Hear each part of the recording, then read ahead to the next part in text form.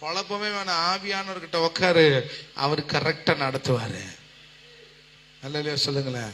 சிறு பிள்ளைக்கு எங்க போகணும்னு தெரியாது, எப்படி போகணும்னு தெரியாது, எப்படி சாப்பிடணும், எங்க தூங்கணும், எப்படி தூங்கணும்னு தெரியாது. ஒன்னே ஒன்று மட்டும் தெரியும், அம்மா கையை பிடிச்சுனுக்க தெரியும்.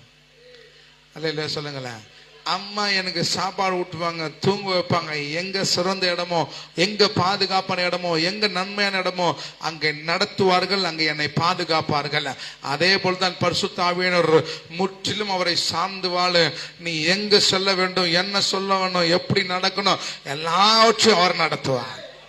கையை மட்டும் நீட்டு பிடிக்க அவர் தயாரா இருக்கிறார். இல்லையா சொல்றாரு, எதுக்கும் நீ அவசரப்படாத, பரிசுத்த ஆவியானவர் வரும்போது நீங்கள் பலன் அடைவீர்கள். ஆமான்னு சொல்லுங்களேன். உள்ள பதிஞ்சிட்டே இருக்குது அவங்களுக்கு, அனாதையா விட மாட்டேன்னு சொல்லிட்டாரு. ஆவியானவர் அனுப்புறாராமே.